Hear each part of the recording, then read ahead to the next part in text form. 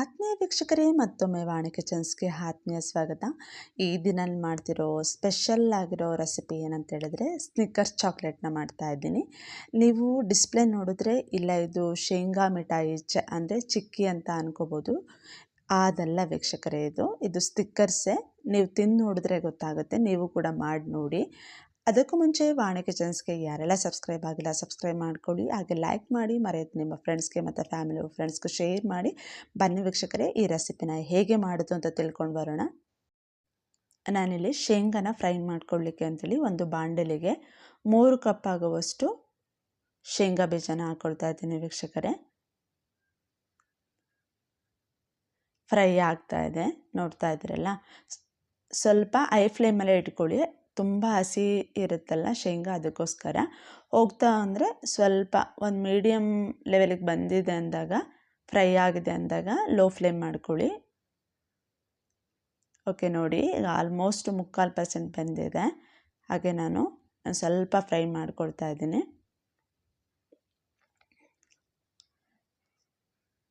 ಸ್ವಲ್ಪ ಅವಾಗವಾಗ ಕೈ ಆಡಿಸ್ತಾ ಇರಿ.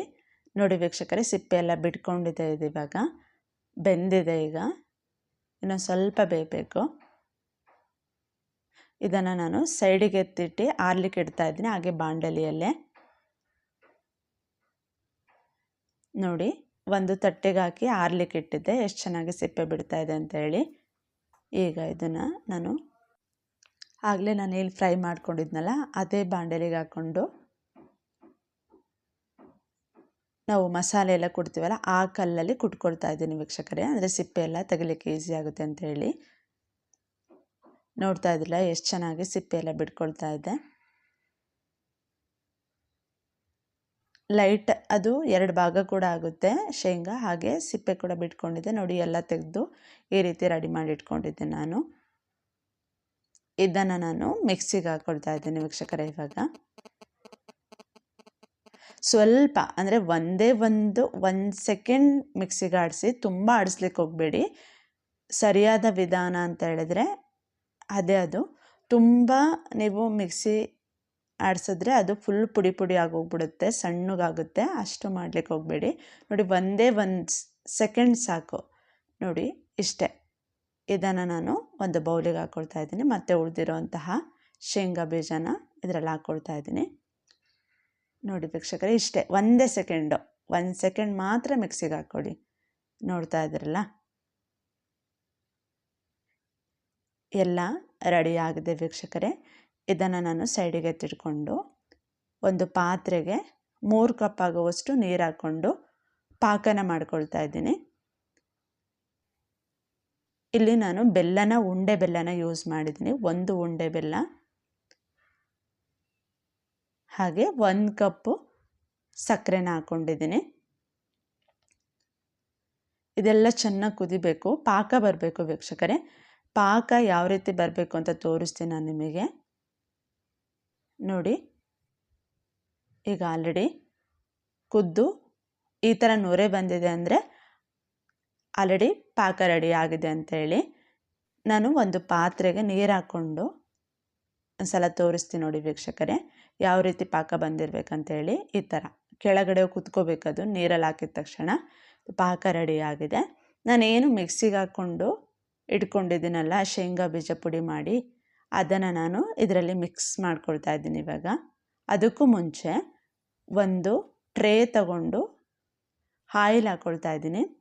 ಚೆನ್ನಾಗಿ ಆಯಿಲ್ ಹಾಕ್ಕೋಬೇಕು ಇದಕ್ಕೆ, ಆಯಿಲ್ ಕಡಿಮೆ ಮಾಡಬೇಡಿ. ನೋಡಿ, ಹಾಗೆ ಏನು ಮಿಕ್ಸಿಗೆ ಹಾಕ್ಕೊಂಡಿದ್ನಲ್ಲ ಅದನ್ನೆಲ್ಲ ಇದರಲ್ಲಿ ಹಾಕಿ ಮಿಕ್ಸ್ ಮಾಡ್ಕೊಳ್ತಾ ಇದ್ದೀನಿ. ಗ್ಯಾಸ್ನ ಆಫ್ ಮಾಡಿಕೊಂಡು ಬೇಗ ಮಿಕ್ಸ್ ಮಾಡಿ, ಇಲ್ಲ ಅಂತ ಹೇಳಿದ್ರೆ ಅದು ಬೇಗ ಪಾಕ ಹಿಡಿದ್ಬಿಟ್ರೆ ಗಟ್ಟಿಯಾಗಿ ಹೋಗ್ಬಿಡುತ್ತೆ, ಅದಕ್ಕೋಸ್ಕರ. ನೋಡಿ, ತಕ್ಷಣವೇ ಅದು ನಾನು ಆಲ್ರೆಡಿ ಟ್ರೈಗೆ ಏನು ಎಣ್ಣೆ ಹಾಕ್ಕೊಂಡಿದ್ದೀನಲ್ಲ, ಟ್ರೈ ಆಗ್ಬೋದು ಇಲ್ಲ ತಟ್ಟೆಗೆ ಆಗ್ಬೋದು, ಯಾವುದಕ್ಕಾದರೂ ಹಾಕ್ಕೊಳ್ಳಿ. ನಾನು ಟ್ರೈ ಅಂದರೆ ಬಾಕ್ಸ್ ಶೇಪಲ್ಲಿ ಬರುತ್ತೆ ಅಂತ ಹೇಳಿ ಟ್ರೈನ ಯೂಸ್ ಮಾಡಿದ್ದೀನಿ. ನೋಡಿ, ಆದಷ್ಟು ಬೇಗ ಸ್ಪ್ರೆಡ್ ಮಾಡಿ. ಪಾಕ ಗಟ್ಟಿ ಇರುತ್ತಲ್ಲ, ಅದು ಗಟ್ಟಿ ಆಗಿಬಿಡುತ್ತೆ 1 ಸೆಕೆಂಡ್ 2 ಸೆಕೆಂಡಿಗೆಲ್ಲ.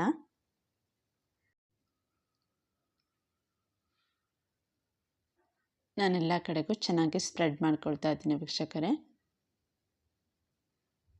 ಇದನ್ನು ಸ್ಪ್ರೆಡ್ ಮಾಡ್ಕೊಂಡ ನಂತರ ಇದು ಚೆನ್ನಾಗಿ ಆರಬೇಕು ವೀಕ್ಷಕರೇ.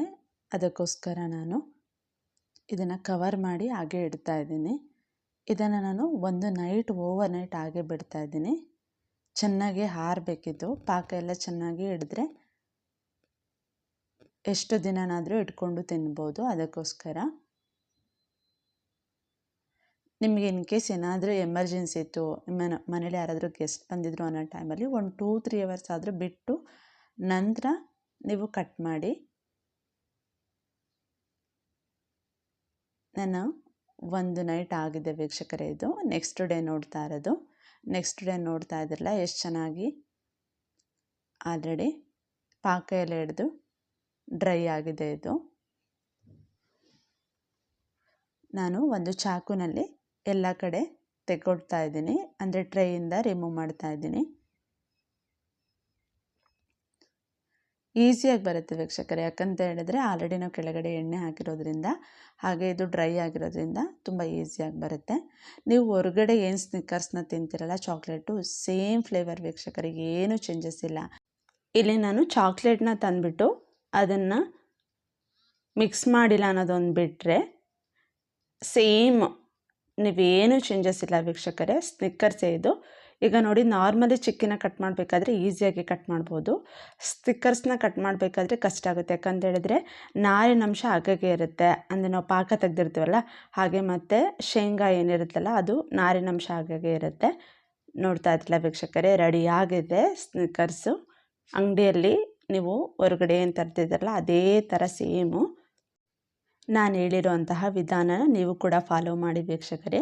ನೀವೇ ಹೇಳ್ತೀರಾ ಮನೆಯಲ್ಲಿ ಈಸಿಯಾಗಿ ಇಷ್ಟು ಟೇಸ್ಟಿಯಾಗಿ ಮನೆಯಲ್ಲೇ ಸ್ನಿಕ್ಕರ್ಸ್ ಚಾಕ್ಲೇಟ್ನ ರೆಡಿ ಮಾಡ್ಬೋದು ಅಂತ ಹೇಳಿ. ಟ್ರೈ ಮಾಡಿ ನೋಡಿ ಹೇಗಿತ್ತು ಅಂತೇಳಿ ಕಮೆಂಟ್ ಬಾಕ್ಸಲ್ಲಿ ಕಮೆಂಟ್ ಮಾಡಿ ವೀಕ್ಷಕರೇ. ಈ ರೆಸಿಪಿನ ನಿಮಗೆ ಇಷ್ಟ ಆಗಿದೆ ಅಂದ್ಕೊಳ್ತೀನಿ. ಹಾಗೆ ಲೈಕ್ ಮಾಡಿ ಮರೆಯದೆ ನಿಮ್ಮ ಫ್ರೆಂಡ್ಸ್ಗೆ ಮತ್ತು ಫ್ಯಾಮಿಲಿ ಫ್ರೆಂಡ್ಸ್ಗೂ ಶೇರ್ ಮಾಡಿ ವೀಕ್ಷಕರೇ. Thank you for the watching.